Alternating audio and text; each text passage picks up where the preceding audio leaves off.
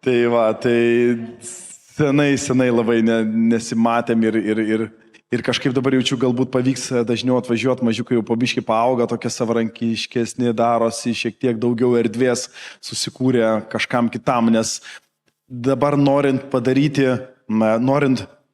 kažką papildomo, turi kažkam pasakyti ne, kad kažkam pasakyti taip. Ir tų tokių laisvo tokio pseudo laiko, tai aš nežinau, turbūt pas nieką nebeliko. Viskas tiesiog va taip cigil pagal sekundėlę sudėta. Tai va, bet gal prieš bet ką darant, turbūt būtų teisingiausia būtų pasimels šiek tiek, kad susivienodinumėm foną, amen? Nes visi iš skirtingų patirčių, iš skirtingų gyvenimo aplinkybių esam čia susirinkę ir nesinori tuščiai praleisti laiką, kuris yra labai labai brangus. Tiesiog, Tėve, ką pasakyti, čia nėra ką pasakyti. Tiesiog pasigailėk gal mūsų visų pirma,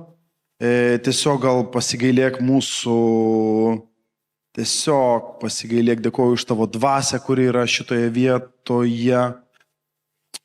Prisiliesk prie mūsų širdžių, šiek tiek jas įpūsk į jas jėgų. Tėve, dėkoju tau už kiekvieną, kuris yra čia kartu su mumis. Dėkoju už kiekvieną, kuris girdi šiandien žinią ir kuris girdės žinią ir girdėjo žinią ryte ir girdės dar vieną žinią čia. Laiminam šitos namus ir žmonės, kurie prisideda prie šitų namų statybos, Tėve. Tai yra labai teisinga investicija. Sako, kraukitės turtus ten, kur kandys ir rūdis nepasiekia. Dėkoju Dieve tau už šitą vietą, kad tu per šitiek dešimtmečių, dabar jau norėčiau sakyti, dešimtmečių, epochų, pokyčių, pasikeitimų, tu vis dar, Tėve, išsaugoji šitą vietą, šitų žmonių rankomis, kurie tarnauja vis dar čia. Todėl, Tėve, laiminu kiekvieną, kuris prisideda prie šitų namų statybos, kad ir mažuoju pirštuku, nes visi darbai šitoje vietoje yra vienodai svarbus. Jėzaus Kristaus iš Nazareto vardu. Laiminu kiekvieną, kuris girdi šiandien Dievo žodį, kuris priima Dievo žodį, kuris įsileidžia Dievo žodį į savo gyvenimą Jėzaus Kristaus iš Nazareto vardu. Amen. Amen, amen. Tai tikrai gera sugrįžti į namus. Dėkoju, kad įsileidžiate. Labai smagu matyti, kaip čia viskas tvarkosi, kyla. Nežinau, kaip užtenka drąsos jums. Aš atsimenu dar kaip čia tvarkydavausi šiek tiek daugiau, tai pas mane tokio didelio užmojo niekada nebuvo.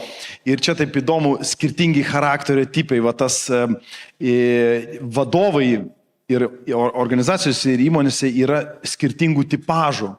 Ir va tas vadinamas tipažas entrepreneur, tas verslininkas tikrasis, tas vadovas su tokiu dideliu polėkiu, jis visuomet mane šiek tiek gazdindavo, nes aš labiau esu toksai performer, tai yra darytojas. Tai va, o darytojas jisai visuomet užtikrina, kad tai, kas dabar yra, kad visada būtų. Bet yra labai baisu mąstyti apie tai, kas turėtų ir galėtų būti. Ir va čia reikalinga to entrepreneur, kuris CNN vadovas yra entrepreneur ir sako, viską, ką aš prisimenu, yra rytojus. Ir jie labai tokie keisti yra, pas jos visą laiką vis ten ir ten ir ten ir ten, visą laiką ten. Tai aš kai tą viską čia tą matau užmojį. Tai manas kaip, Dieve, kaip čia tą, bet iš kitos pusės labai labai gražu ir labai džiaugiuosi, kad šitas entrepreneur turi taip pat ir šitos performer, šitos darytojus, nes be darytojų išliks svajotojas su tokiom nuostabiom svajonėm, kur beveik net neina suprasti, neina atskirti, kur yra svajonė ir kur yra realybė, nes jam ateitis yra praktiškai tokia pat tikra kaip ir dabartis. Tai ir tik tai su labai stipriais darytojais apsistatę save, jisai gali realiai gyvendinti. O iš kitos pusės reikia labai daug tikėjimo ir tokio tiesiog fanatiško negalvojimo, bet tiesiog darimo. Nes nepasidaro tik tada, kai nedarai. Tai va, tai pas mus irgi organizacijoje mūsų tas pagrindinis jau tas top vadovas irgi toksai, ten yra, nu, tiesiog neįtikėtina. Ir taip ir labai baugu, kai tą matai, bet iš kitos pusės, nu, išsijungi ir tiesiog darai. Ir tame yra labai faini. Šitos dvi dinamikos yra labai svarbios bet kur. Ir šeima, tas pats lygiai, vienas turi būti tas, kuris neša visuomet viziją, o kitas visuomet tas, kuris padaro tą make it happen. Tai va, taip kad fainiai.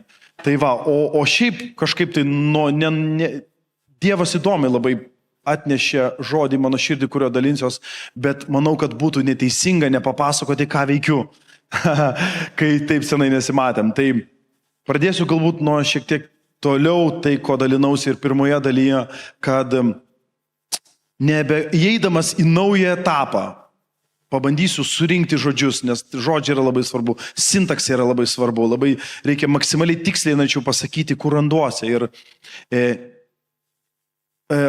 šitam laikė, kuriame esu, ypatingai po antro sūnaus gimimo, reiškia, susidėlios prioritetus, pamačiau, kad nebegaliu tiek laiko skirti važinėjimams, buvimui čia, kad ir kaip norėčiau, kad ir kaip man to trūktų, nebegaliu čia būti tiek, kiek norėčiau.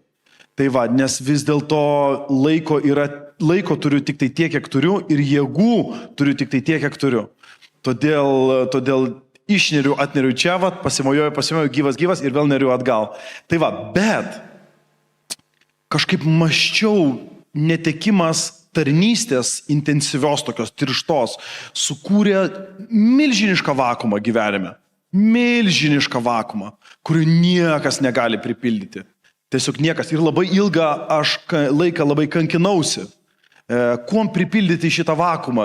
Sakiau, Dieve, kuom pripildyti vakumą tarnystės? Visų pirma, tai niekom tu nepripildysi jos, nes tarnystė Dievui yra tiek autentiška patirtis, kad niekom kitų tu ją ir neužpildysi. Nes tai yra, paliečia visas tavo juslės. Tiek tavo emocijas, tiek tavo protą. Per visur Dievas, kai ateina sekmadienį, kai tarnauji, jeigu esi atviras, jeigu sudūšti, jeigu įsileidi šitą mintį, kad yra kažkur tai didelis Dievas, kuris yra kartu su tavimi, už tave jisai yra ir jisai tavo didžiausias gerbėjas yra. Kaip nežinau, kaip muzikos grupėje būna, žinot, gerbėjai, vat, jeigu įsileidi idėją, kad jis yra tas Dievas ir tada atėjęs šitoje vietoje, palieki savo įsitikinimus ir atveri širdį, sakydamas, Dieve, nu, va, tiesiog esu toks, koks esu, prašau, prisiliesk prie manęs. Jis ateina ir prisiliečia. Ir va šitos dinamikos niekas negali pasaulyje užpildyti. Ir va tai, kas liko pas mane, va, sakau, Dieve, net neįsivaizduoju. O Dievas kažkaip pat ir sako, paimk tai, kas liko ir atiduok man. Ir aš tau duosiu, aš tau sukursiu erdvę, sukursiu laiką, kur mes galėsim pabūti konkrečiai dviese, tu galėsi su manim bendrauti. Ir tada į mano gyvenimą atėjo bėgimas. Labai autentiška patirtis, tokia kaip ir privalo, manau, būti kiekvienas žmogus, mes privalom gyventi autentišką gyvenimą, ieškodami autentiškų patirčių. Amen? Autentiškų patirčių, o kaip man yra. Ir kai mes dalinamės, tai nėra pardavimas idėjų kažkokių, tai kad čia dabar visi kažkas turi daryti, bet tai yra, o ką tu darai? O ką tu darai? Vat galbūt to aš pasigėdau mūsų laidoj. Va to tokio, Arvydai, va to tikro tokio, o ką tu darai iš vis? Kaip tu iš vis gyveni šitam chaoso, melagienų, melagyščių perpildytam laikę, kai niekuom tikėti nebegalima, iš vis, nieks nebeturi prasmės, tokios beprasmybės laikas. The end of meaning. Jordanas Petersonas yra tokį pranešimą padaręs labai galingą. The end of meaning, prasmės pabaiga. Ir tai, kas anksčiau suteikdavo labai didelę prasmę, dabar staiga netenka jokios prasmės. Tai va, ir kai pas mane atsirado bėgimas, jis toksai va, įdomu, palyginimui galėčiau pasakyti, taip pat religingai, kaip tarnavau bendruomeniai, taip pat religingai pradėjau bėgti. Ir žmogus, kadangi Dievas sukūrė žmogų, va tas toksai fanatiškas ieškojimas, jis yra pas kiekvieną. Pažiūrėkit, kas atsitiko dabar Amerikoje, kai Amerika patraukė Dievą iš visuomenės, kaip religingai ir fanatiškai žmonės pradėjo neštis į visus įmanomus kampus ir tokius, sakyčiau, radikalumą. Į bet kokią radikalumą. Tai jeigu Dievo nėra tavo pasaulėžiūroje, tu susirasi kažką kitą, kas be Dievo bus vienareikšmiškai yra šviesa ir tamsa, yra tik tai du keliai.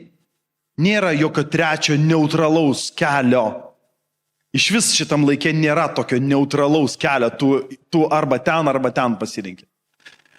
Tai įdomu, susikūrė nuostabus laikas, aš pradėjau bėgti ir pradžią atsimenu, aš gyvenu iki Akropolio, man Kaune yra gal koks 1,2 km. Ir tai pradžią galvoju, ar įmanoma nubėgti ir jeigu aš galėčiau nubėgti kas yra bėgimas? Kas yra bėgimas? Bėgimas iškėsi tu savo minties jėga priverti savo kūną tempu persikelti iš vienos vietos į kitą. Čia iš esmės tai, kas vyksta. Tempu. Ir aš pradžią galvoju, jeigu aš tą sugebėčiau įveikti, tą distanciją iki Akropolio, tiesiog kažkaip ir aš bėgau, ir aš dusau, ir aš miriau, ir vėl ėjau, ir vėl. Bet ačiū Dievas atsiuntė labai gerus mokytojus, kurie sudėliojo, kaip reikia daryti, kaip reikia neskubėti, kaip reikia leisti savo organizmui priprasti. Ir su laiku tai aš turiu nuostabų, susikūrė nuostabus laikas erdvėje, kurioje galiu pabūti visų pirma pats su savimi, kas yra jau labai labai autentiška, plus tu esi nuolatiniam judėjime ir su kiekvienu bėgimu distancija, kurią aš galiu įveikinėti, jinai vis ilgėja, kol tu pasieki tam tikrą momentą, kuriame supranti, kad tavo kūnas gali judėti nesustodamas neįtikėtinus atstumus. 23 kilometrai. Ten kosmos, aš dabar išbėgau šeštadienį 17 kilometrų, tokios, iki ašarų nuostabios vietos čia Klaipėdoje. Per vasaros estradą, tada kopomis, nuo Girulių iki pirmos Melnragės, kopomis bėgimas, kažkas tokio neįtikėtino. Ir atrandi save judesyje, tiesiog žiūrėdamas į šitą gamtą ir dėkodamas Dievui, kad esi absoliučiai gyvas ir gali matyti, gali gerėtis tuo, kas tave supa. Tai o be viso kito dar sakiau šiais metais užbaigsiu, nes aš vis tiek tai jūsų vaikas, turiu pasidalinti, ką veikiau. Tai čia medaliai. Man apaštalas Paulius kalba apie maratono bėgimą. Jūs suprantate tą dalyką, kad apaštalas Paulius, kalbėdamas, aš baigiau bėgimą. Aš baigiau bėgimą, išlaikiau tempą, nesustojau, nepavargau. Ir aš šiandien parodysiu, ką Viešpats šneka, aš tikiu bažnyčiai, šneka jums ir kaip tai ryšasi. Sunkus jie yra sunkus. Taigi, Apreiškimo knyga, nepatikėsit, Apreiškimo knyga, jeigu turite savo evangelijas, kol medaliai eina per rankas. Ir beje, jeigu galiu pasakyti, žinot, kur grožis bėgimo varžybų? Žinot, kur grožis yra bėgimo, yra du labai gražus aspektai. Pirmas aspektas, kad bėgime atsistojęs varžybose prie starto linijos, 3 aspektai. Pirmas aspektas. Atsistojęs prie starto linijos, tu stovi kartu su olimpiniais čempionais, Lietuvos čempionais, stovi kartu. Nėra antro tokio sporto šakos, kurioje tu galėtum, nebūdamas profesionalas, būdamas, aš kaip sakau, bėgikas tėtis, tu nėra tokios sporto šakos, kurioje tu galėtum atsistoti vienoje linijoje, stovėti su čempionais ir profesionalais, kas jau yra nerealu. Nerealu stovėti, matyti juos, kaip jie ruošiasi ir tu ruošiesi ir jūs va toj pasileisit kartu. Antras aspektas, varžybos yra nuostabi šeimos šventė, tai yra viena iš įdomiausių, ten šeimos, vaikai, aš bėgau su Benediktu, Benediktas gavo, tai yra absoliučiai unikali šventė, nekalbant apie sveikatingumą, kad tai iš vis amazing. Tai va, ir dar vienas aspektas bėgimo yra tai, kad bet koks ištvermės sportas yra absoliučiai savęs pažinimo. Ten tu esi tas, kas tu esi. Ten tu nesumeluosi, tu neapgausi, nesučytinsi, ten neįmanoma apsimesti, ten tu privalai būti tikras, turi būti tas, kas tu esi ir ten tu susitinki su tikruoju savimi, tas, kas iš tikrųjų esi. Ten šaudo visi įmanomi saugikliai, ten eina visos tos pačios mintis, kodėl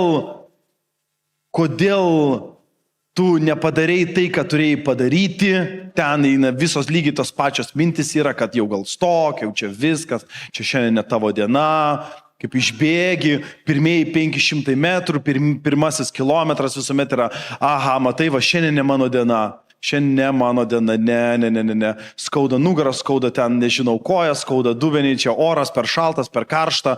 Visi va eina, tai praeina pirmas kilometras, antras kilometras, manau, kad jau reikia suktis bėgti atgal, nes nesusižalosi tikrai, kaip sako visi, tai keliai pirmieji pareina, sako, ten stuburas susidaužysi. Eina va tas tekstas, apie 3 kilometrą pradėti jau tas toksai, kad klausyk, tikrai 3 km įvykiai, jau tai yra gera distancija, manau, kad dabar jau tikrai galim pailsėti. Ir maždaug, taip, aš esu gal, mano tas įsijungia, mano distancija, taip, aš nuo 5 kilometro pradedu bėgti. Ir nuo 5 kilometro staiga pradeda tilti balsai. Tas šėtonas, kaip pastoriai mums sakydavo, tas tylus balselis. Jis pradeda tilti ir galų gale tyla, o Dieve. Ir nuo 5 iki 10 kilometro yra pats gražiausias bėgimas tyloje. Tai ir tada jau, jeigu nori dar paspausti, dar kokius 5, bet jau nuo 16 pradėjau viską, jau tada tikrai ta kova prasideda. Tai klausė maratono, ar bėgi maratoną. Maratono nebėgu, mano distancija 22 km, pusmaratonis. Nes iš tikrųjų tai sveikatai, visa tai, kas gerai organizmui yra iki 20 km. Po to jau tu viską gadini. Tai žodžiu. Bet apie tai dar pašnekėsim. Tai Apreiškimo knyga, 3 skyrius, pirmos turbūt, kad 2 eilutės mes skaitysim. Ir aš tokius tik tai kelis aspektus pasibraukiau, ką norėčiau su jumis pasidalinti. Tai Apreiškimo knyga, 3 skyrius, 1 eilutė skamba taip. Ir angelas sardo bažnyčiai rašyk, sako. Tas, kuris turi 7 dvasias Dievo ir 7 žvaigždės, sako, žinau tavo darbus. Pasakyk, žinau tavo darbus. Sako, turi vardą, kad gyveni, nors iš tiesų esi miręs. Žinau tavo darbus. Ir sako, tu turi vardą, kad esi gyvas, bet iš tiesų esi miręs. Todėl budėk ir sustiprink, kas dar liko. Budėk, pasakyk, budėk ir sustiprink, kas dar liko. Nes aš tavo darbų nerandu pilnų prieš Dievą. Budėk ir stiprink, kas dar yra ir merdi, aš nerandu tavo darbų, kurie būtų pabaigti Dievo akivaizdoje. Budėk ir stiprink, kas dar yra ir merdi, nes sako, aš neradau tavo darbų, kurie būtų pabaigti Dievo akivaizdoje.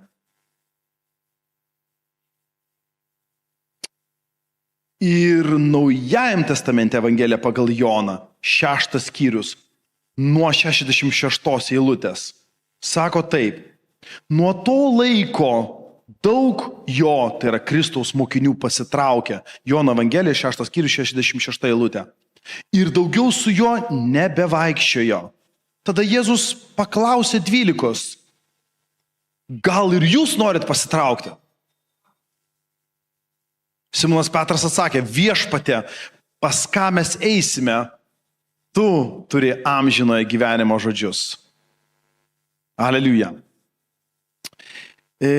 Apreiškimo knyga yra sudėtingas labai šiaip kūrinys. Ir aš atsimenu, kai prašydavo manęs pakomentuoti jaunimas, kaip yra su apreiškimo knyga. Aš visuomet sakydavau taip, kaip mane mokindavo mokytojai mano. Tai yra tratata ir mes laimėsim. Visa apreiškimo knyga maždaug va taip reikėtų paaiškinti, kas ten vyksta. Tai va, bet vis dėlto apreiškimo knyga, jinai skirstosi į 3 tokias dalis. Tai yra tai, ką Jonas matė, sako, matau avinėlį, tai, ką jisai matė. Tada rašė apie dalykus, kurie yra dabar, tai yra bažnyčioms laiškai, kurie yra dabar, ir apie dalykus, kurie bus ateityje pranašingai.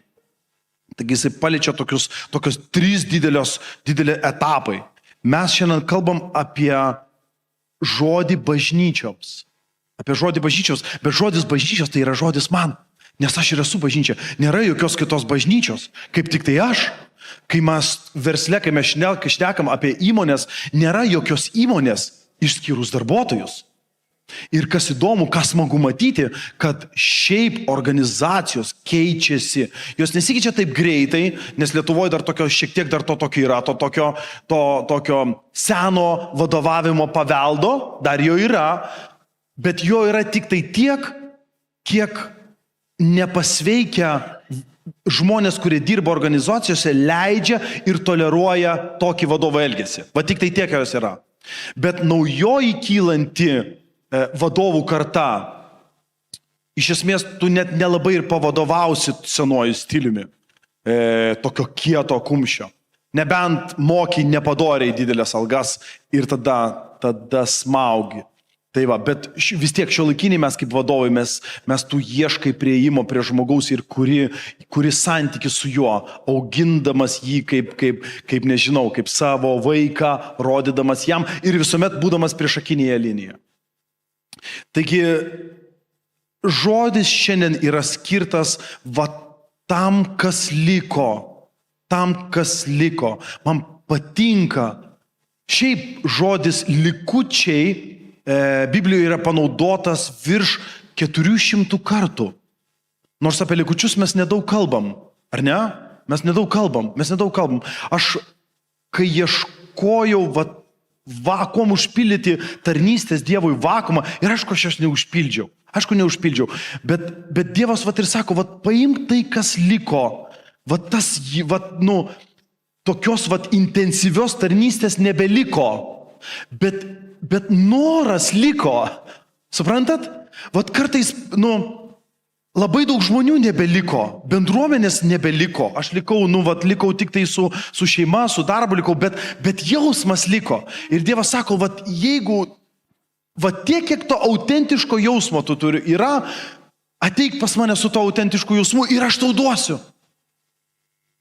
Man patinka, kad Dievui iš esmės, jeigu eisit per visas istorijas, jūs pamatysit Dievui ne tai, kad nereikia pertekliaus, bet atvirkščiai jisai ieško likučių. Kodėl likučių? Nes aš tikiu, kad tas likutis, kai tu atsiguli lovoje dienos pabaigoje ir bute, namuose stoja tyla ir tu esi pats su savimi, tas likutis. Ten tu esi tikras ir autentiškas. Aišku, apaštalas Paulius kalba apie tai, kad žmogau atsargiai su melavimu. Kodėl jis sako, atsargiai žiūrėk, kad nemeluotum kitiems.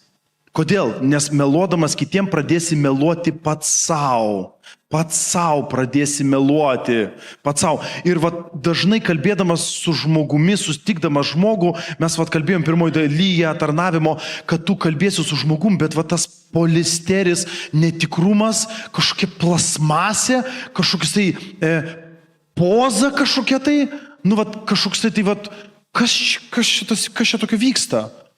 O to tikrumo labai labai nedaug.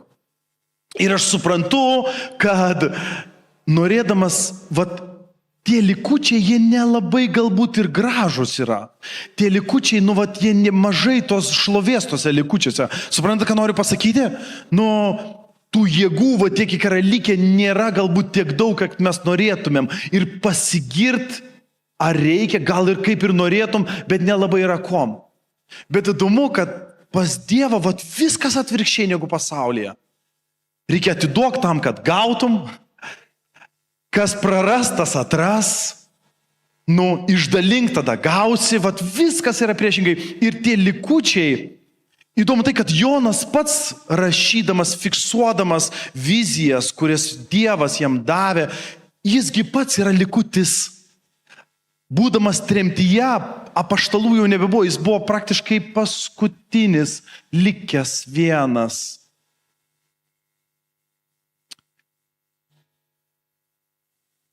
Sako, tu turi vardą, kad gyveni, nors esi miręs.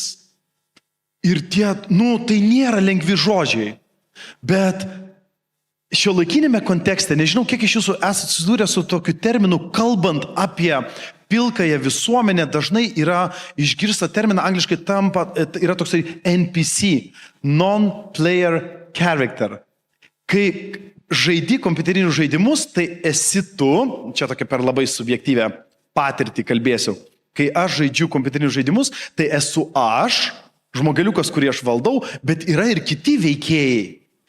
Tie kiti veikėjai, kurie nesu aš, vadinami nežaidėjai. Tie negyvi, tas dirbtinis intelektas, kuris bet jis irgi atlieka kažkokią funkciją, jis ten vaikšto, gal jis ten šaudo tave, gal bando tave nušaut, tu bandai jį nušaut, kas ką nušaut, bet jis nėra gyvas. Ir nežinau kaip, bet aš žiūrėdamas į pilkąją masę žmonių, aš sutinku šitos žmonės. Jie yra mirę, tik dar nepalaidoti. Jie yra mirę, nežinau, be sielos būtų stipru pasakyti, ne, Michailai? Sutinki žmogum be sielos, bet aš kartais galvoju, kad jų, tarsi kaip be sielos būtų. Jie tokie pilki, negyvi žmonės. Taip jisai sėdi. Jie tarsi sėdi maksimui, tą viską, pypt. Ir tu kažką jam pasakaisi, žinai, paspausti knopkę, suspausti, padaryti. Suprantat, ką noriu? Ką sako? Sako, tu turi vardą, kad gyveni. Tu turi vardą. Ir atrodo, kad tu gyveni, bet tu iš tikrųjų esi miręs. Koks įdomus laikas. Ir kai pradžioje niekada neatkreipi dėmesio, taip ir nesimato. Bet atkreipkite dėmesį ir jūs pamatysite aplink jūs. Ir aš kartais galvoju, čia tas viskas gyva ar negyva. Aš kai išvažinėjau ir važiuoju į darbą, reiškia, aš tokiam per kiemus taip prasuku ir tada įvažiuoju į Karaliaus Mindaugo gatvę, kur yra, nežinau, 4 juostos čia ir 4 juostos čia. Ir man kartais toksai siurrealizmas. Aš kol nematau pilnos gatvės, man atrodo, nieks nevažiuoja mašinos. Ir aš tik išvažiuoju, kad pamatyčiau gatvės, staiga iš kažkur tos mašinos susigeneruoja. Ir aš kartais galvoju, aš gal nežinau, iš kur toks jausmas, kad jos ir susigeneruoja tada, kai aš išvažiuoju ir jas pamatau. Tada eini parduoviai grinai, ta pilkoji ta masė. Ir aš suprantu, kad tikrai išlaikyti autentiškumą, apie kurį mes šiandien kalbam, tai yra tikrai darbas. Tai yra tikrai darbas. Neprarasti savęs vardan, nežinau, šiuolaikinės jaunimas, prarandi tapatumą vardan populiarumo. Ir kiek turiu šalia savęs jaunų žmonių, sakau, jūs tik nepameskite savęs, nes trendai, mados, jos ateina ir praeina, o autentiškumas, tapatumas tavo turi išlikti. Nes taiga atėmė iš jų atėmė iš jų socialinę mediją ir tada klausimas, kas aš esu, nes aš net nebežinau, kas aš esu. Ir aš dabar aš mamai pasakojau, Instagramas tai šis yra tokia nesąmonė ir aš dabar tam, kad įrodyti, kad tai yra nesąmonė, pradėjau kurti savo kanalą. Ir aš išsitryniau žmonės ir aš per 2 mėnesius pasikėliau iki, artėjau prie 800 sekėjų, kurie yra, aš nežinau, aš nežinau, ar tie žmonės, ten ne žmonės, kas jie ten tokie yra, bet yra tam tikras algoritmas, ką reikia daryti, kad tie pas tave, tie sekėjai tavo, jie generuojasi praktiškai beveik automatu. Socialinė inžinerija. Ir tai yra taip, nežinau, tai yra taip juokinga, kad tą galima daryti ir tas viskas daros ir tie sekėjai auga ir toks net, nes biškai to dopaminas toks net gaminasi. Bet tai yra antiek plasmasė, antiek poliesteris, antiek tai yra netikra. Ir dabar pagalvoju, tai gerai, aš tą darau kaip socialinį eksperimentą. Ir aš nežinau, aš kiek davarysiu. Varysiu, sakau, tol, kol man varysis. Kol tapsiu realiai influenceriu. Ir tada realiai tapsiu influenceriu. Nesąmonė. Bet vėl, darai tam tikrus veiksmus ir tas viskas darosi. Bet dabar pagalvojau, o jeigu tai būtų mano tapatumas. Ir aš ten nežinau, ten madas kažkokias daryčiau staiga. Ir kokia ištinka isterija žmonės, kur ten, pavyzdžiui, nulaužė Instagramus ir jie nebetenka tapatumo savo. Vau, kokiam laike plasmasės mes gyvenam, tai yra neįtikėtina. Neįtikėtina. Ir sutikti autentišką gyvą žmogų. O kas yra autentiškas gyvas žmogus? Aš skaitau, kad be santykio su Dievu, be tavo autorius, ar kas labiau gali papasakoti apie piešinį, negu tas, kuris piešinį piešia? Amen?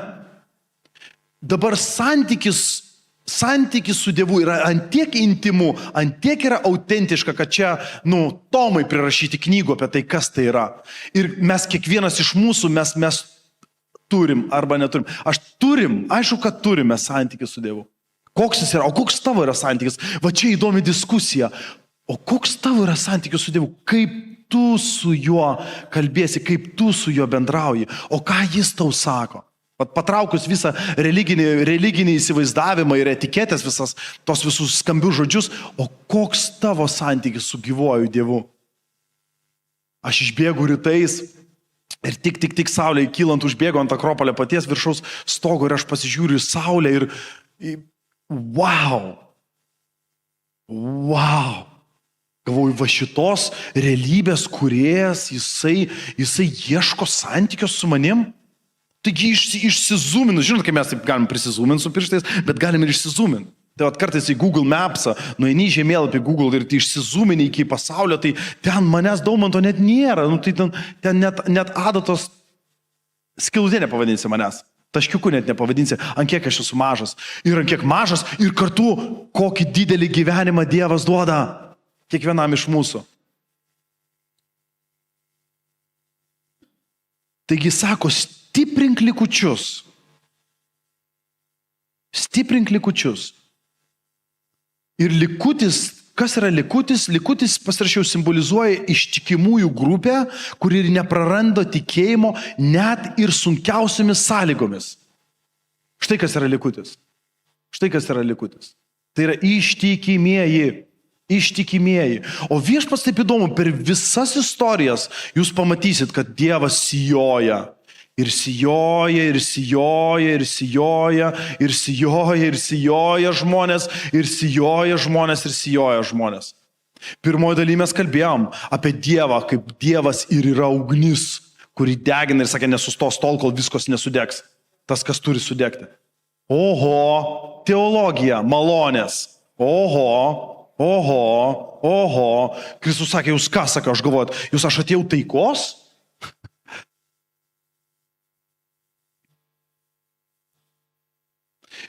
Kartu čia sustiprinimas yra ir tarnautojams, ir pastoriams yra sustiprinimas, kad kreipkime dėmesį į tuos, kurie liko, stiprinkime tuos, kurie liko.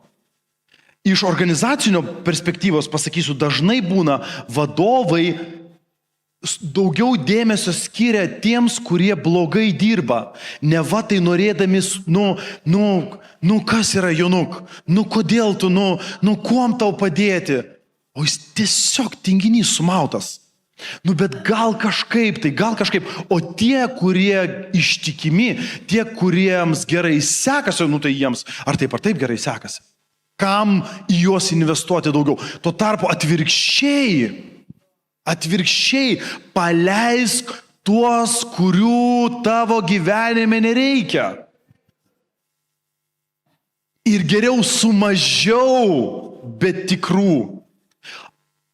Tiesiog, ką aš turiu? Aš turiu, brangiai, aš turiu šeimą, aš turiu darbą, nežinau, kokia čia karjera, čia nėra koks karjeras, tiesiog darai tai, ką turi daryti.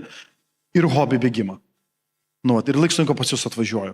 Laiks nuo laiko, va. Viskas. Aš galvoju, jeigu vien tik tam, kad aptarnauti šitos visus žmonės teisingai, yra jau ką veikti, kiek yra veikti. Tai yra mano likučiai. Bet staiga, būdamas su šitais likučiais, tu matai, kad tai yra toks pilnas gyvenimas ir kupinas. Ir ant tiek nebereikia, gal aš senstu? Po to kartais galvoju, nežinau, man paskambino iš Antėjos, mano daktarai sako, kadangi tau 40 dabar jau metų, tau eik išsitirti širdies, kraujagyslių. Pagal programą. Ir aš einu, nes mokėti reikia, ne. Tai aišku, einu. Ir uždeda man tos aparatus. Ir mano širdis kala, ten buvo, rytas buvo apie iki 50, apie 49 buvo. Ten tas aparačiukas pasimetė, čia kažkaip tai, kaip čia taip. Tai aš sakau, aš bėgu daug. Ir bėgu daug. Labai daug bėgu, sakau, labai daug bėgu. Apie 50 km per savaitę bėgu. Tada gerai. Nes širdis stipriai nebereikia tiek plakti, kiek šiaip normaliai būtų.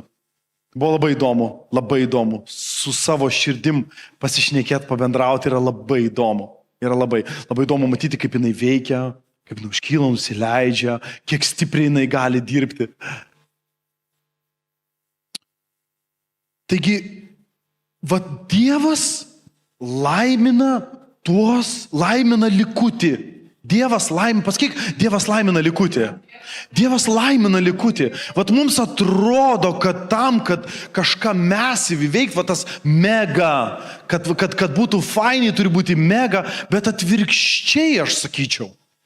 Dievas jo, o kas liko ir aš paimsiu tai, kas liko ir palaiminsiu tave per tai, kas liko.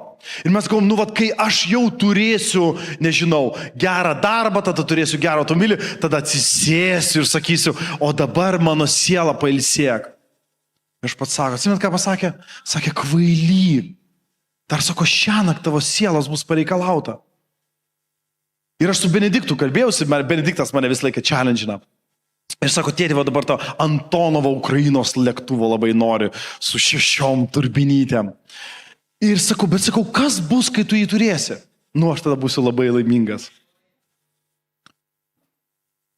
Bet sakau, supranti, kas bus? Bus taip, tu paimsi jį į savo rankas ir tą akimirką, paklausykit, kai tu gausi jį, tu iš karto šoksi prie sekančio dalyko. Eik tu savo. Man yra taip su bėgimo batais. Ir man meta. Ir žinot, algoritmai dabar, kai pamato, kad tu kažką paspaudai, rankinuką, dantų pastą, automobilį, batus, laikrodį, spintelę, butą, jis visur pradeda vaidentis, visur. Ir tą akimirką, kai nusipirkau, reikėjo, pamiršau iš tikrųjų atsivežti tos sportbačius savo Mizuno, kai nusipirkau japoniškus tos batus bėgimo, specialius su karboninė plokštelė, kai aš juos nusipirkau tą pat akimirką, kažkaip tai dingo visas tas jausmas. Tada pagalvojau, turbūt, kad reikia kažką gyvenime turėti tokio, ko niekada nenusipirksi ir savo neduosi. Tai aš atsimenu, kai dirbau dar Teltonikui, tai pagrindinis SEOs sakydavo, sako, aš irgi svajoju vieną dieną mest rūkyt. Taip sakydavo, svajodavau mest rūkyt. Bet sako, ar gali žmogus gyventi be svajonės? Nu vat, ir tai yra fainai turėti kažkokią va tokią svajonę, kurios vat, tai tarsi tempia siekti daugiau. Iš kitos pusės man patinka, ką reiškia likutis? Reiškia, kad tu turi paleisti kažką, turime paleisti iš savo gyvenimo ir tiesiog paleisti. Atleisti, paleisti tuos, kurias atsitraukia. Dėl ko man ir surezonavo Evangelija pagal Joną, 6 skyrius. Jėzus vietoj to, kad kai, jis ten aišku pradėjo šnekėti, kas nevalgys mano kūno, negers mano kraujo, jau kas žinom žydų tradiciją ar pasaulėžiūrą, tai, ta prasme, valgyti žmogaus mėsą, gert, čia yra jau, ta prasme, wow, jau kiaulė, jau paršiena yra labai nekošia ir labai negerai, bet gerti žmogaus kraują ir valgyti mėsą, čia kažkas buvo pasibaisėtino. Čia buvo taip radikalu, kad aš net nežinau, ką reikėtų šiais laikais pasakyti, kai mes jau tokie nuskausminti, jau nieks mūsų nebestebina, bet ką reikėtų tokio pasakyti bažnyčiai, kad taip papiktinti ir visi išeitų. Ir vis dėlto Kristus vietoj to, kad sakytų, stop, palauk, skambintų, gal sugrįž kažkaip, tai įkalbėk juos grįžti. Čia aš taip atsimenu, kiek energijos išvaiščiau, kur dabar galėjau skirti energijos tiems, kurie liko, aš skirdavau energiją tiems, kurie čia neateidavo.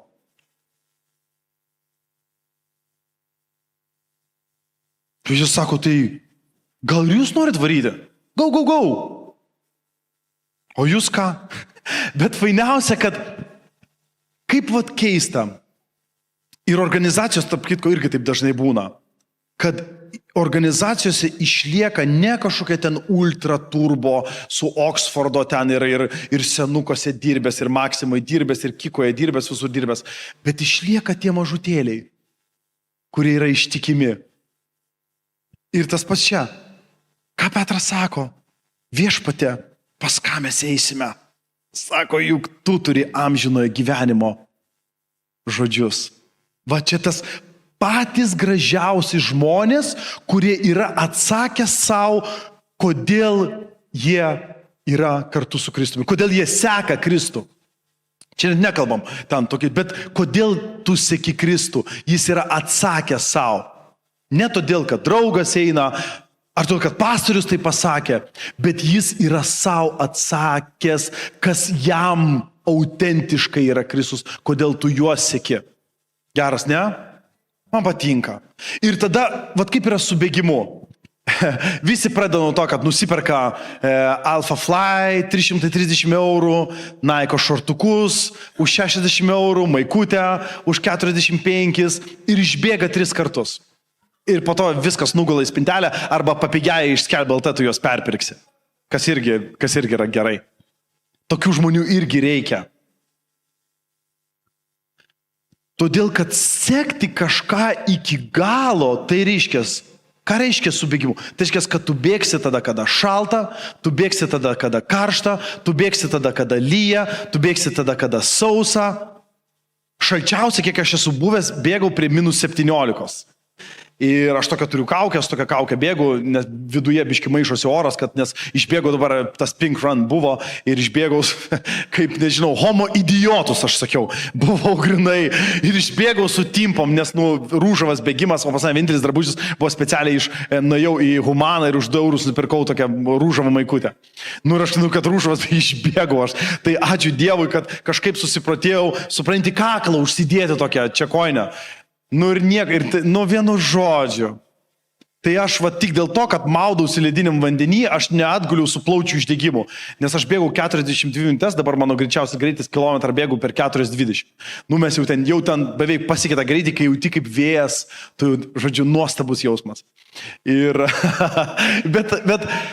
Bet žinot, kas yra fainai? Yra fainai, kai pasieki tą lygį, kada visi bėga ten rimtai, o tu bėgi, muši dešinę, stapteli, apkabini sūnų, duodi 5 uošviniai ir ten tiesiog. Tai yra nuostabu. Aišku, tą pasakius, reikia ir pasakyti kitą, kad yra metai laiko 4 kartus per savaitę bėgimas. Tai va, tai to visko nebūtų be šito. Taip.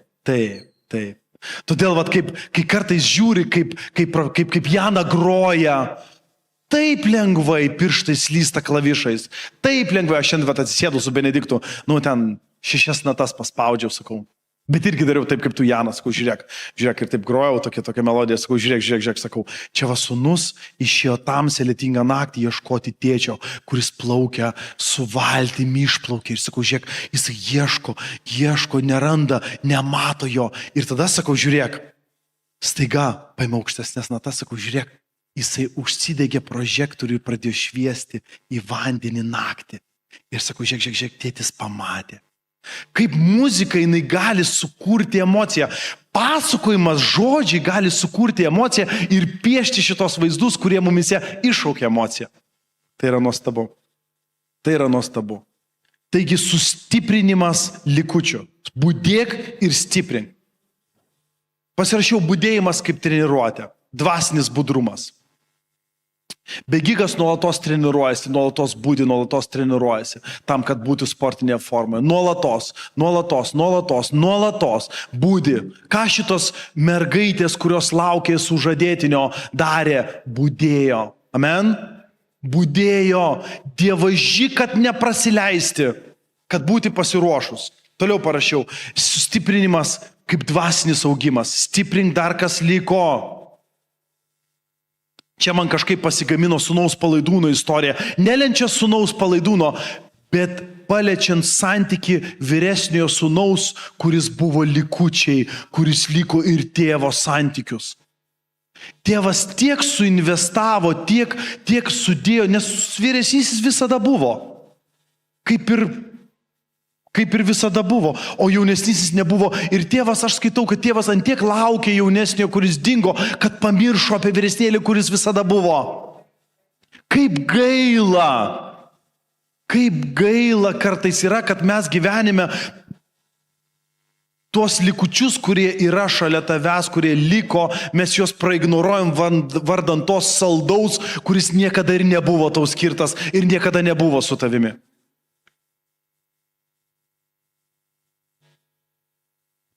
Budėk ir stiprink, kas yra ir merdi. Sako, aš neradau tavo darbų, kurie būtų pabaigti Dievo akivaizdoje. Ir šitoj vietoj tokia, žinai, kaip, bet žiūrėkit, aš papasakosiu per pozityvą, kaip tai yra fainai. Reiškia, dar yra darbų, kurių mes nepabaigiam. Ir žinot, kaip kai kurie žmonės, taip gal tokiais liūdnai nuskambės, bet kai kurie žmonės žūsta jauni. Nes tarsi įvykdė tais, ką turėjo padaryti. O kiti, svoločius ir girtas laksto, bet dar neužbaigė to, ką turėjo padaryti. Sako, dar nepabaigti darbai Dievo akivaizdoje. Dar reiškiasi, turime laiko. Pasakyk, aš dar turiu laiko. Aš dar turiu laiko, nes Dievo akivaizdoje dar tavo darbas nėra užbaigtas. Iššūkiai, sunkumai. Bendruomenė, tas pats lygiai. Bėgimė irgi yra bėgime nereali bendruomenė. Ir aš pasakysiu, kai bėgau, tikrai buvo vienas iš geriausių mano bėgimų, dabar Kaune buvo prieš keletą savaičių. Ir tą akimirką Benediktas su Ošviniu mano stovėjo, mes bėgom tokiu ratu. Te buvo 5 ratai, po 2,5 km ratas. Ir aš žinojau, kad toj pamatysiu Benediktą bėgant. Ir aš žinau, kad negaliu bėgti nuliūdęs. Nors ten jau šakės, koma, bet aš žinau, kad pamatysiu Benediktą, aš turiu atrodyti, kad čia yra labai lengva ir labai fainai. Ir aš juokingiausia tai, kad dariau Gulbių ežerą. Žinot, kaip darosi Gulbių ežeras, kai bėgi va taip va. Ir aš bėgu 4 minutės 20 km Gulbių ežero poza. Bet vėl tai pasakant, reikia pasakyti, kodėl taip vyksta, nes tai yra metai laiko po 3-4 bėgimus per savaitę. Tada tu gali krėsti tokius čiūdus. Bet vėl bendruomenė ir tas stiprinkas liko, nes bendruomenė yra neįtikėtinai svarbi. tą momentą, kai prabėgdamas Benediktų duodavau 5, atrodo, kad tarsi kaip jėgų vėl pasigamina. Argi ne tas pats bažnyčioj? Šiaip ne taip, čia nagais dašliauži, ten nežinau, atsirideni. Bet tą akimirką, kai čia ateini, žodis, skambesys, garsas tiesiog perpildo tavo gyvybę. Ir tas stiprink likučius, bėgimas kaip galutinė pergalė. Pasirašiau kaip galutinė ir nugalėtojo apdovanojimas. Tai apie ką apaštalas Paulius kalba, sako, aš bėgau bėgimą, nesustojau, svarbiausia nesustok.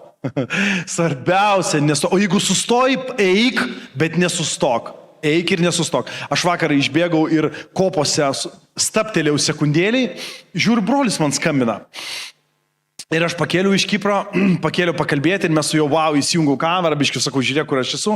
Ir po to kalbu, sakau, žinau, bro, turi dėti ragelį. Jaučiu, raumenys atšalo. Turiu varyti bėgti. Kol visiškai neatšalau, kol dar viskas. Sakau, viskas, dėdu ragelį, bėgu toliau. Tik tai nesustot. Tik nesustot. Nes gale yra apdovanojimas.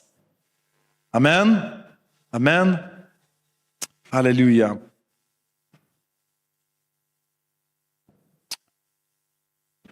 Tai jeigu galėčiau palikti jūs su, nežinau, keliais sakiniais šiandien, tai noriu palikti jūs su tokia idėja, tokia mintim, kad tai, kas šiandien pas jūs yra likę gyvenime, yra daugiau negu pakankamai, kad Viešpats galėtų padaryti stebuklą, kurio jūs taip ilgai laukiat. Amen. Neieškokit labai daug, nesiekite labai daug, nes besiekdami daug galite prarasti tai, kas yra, o tai, kas yra, tas labai labai nedaug, tas nedidelis saikas. Atsimenat Karalių knygoje, kai atėjo pas našlę Elijas. Ką jis sakė? Štai dabar rankioju pagalius, kad grįžusis namo, iškepčiau savo ir sūnui maistų, suvalgysime ir paskui mirsime. Ir jeigu būtų nepaklausius pranašo, tai realiai taip ir būtų buvę viskas. Būtų pavalgę ir mirę. Bet paėmė pažadą, ir čia vėl tas, ką reiškia paimti pažadą? Reiškia tas toksai fanatiškas įsitikinimas. Fanatiškas, toksai beprotiškas. Vat mes kalbėjome apie vadovus, ar ne? Tie, kurie gyvena, tie, kur mato tos didelius šitas sales atrenovuotas, kur kartais mums tiems darytojams, performer, tai yra net baisu. Sako, kas atsitiko? Nuėjusi jį padarė, kaip Elijas buvo pasakęs. Ji pati, bei visa jos šeimyna, turėjo maisto ilgą laiką. Ilgą laiką. Ir dabar žiūrėk, miltai puodė neišseko, aliejus ąsotyje nepritrūko, kaip Viešpats ir buvo kalbėjęs. Aleliuja. Aleliuja. Bažnyčia, myliu jūs labai. Labai labai myliu jūs. Labai. Aleliuja. Laiminu Tėve šitos likučius, kur yra daugiau negu pakankamai, Viešpatie. Kur yra daugiau negu pakankamai. Kur yra, pasakyk, daugiau negu pakankamai. Daugiau negu pakankamai. Dėkoju Tau, Dieve, kad Tu nepalikai mus tamsoje, kad Tu nepalikai mus besivėjant, kas nauja, kas sekantis, kas toliau, kas išėjo, kas paliko, Tėve. Bet šiandien Tu gražini mūsų žingsnius, žvilgsnį į tai, kur mes esam šiandien. Kad tai, ką mes šiandien turim, tą saujelę, kurią mes turim, yra daugiau negu pakankama. Aleliuja. Aleliuja, Tėve. Jėzaus Kristaus iš Nazareto vardu. Amen.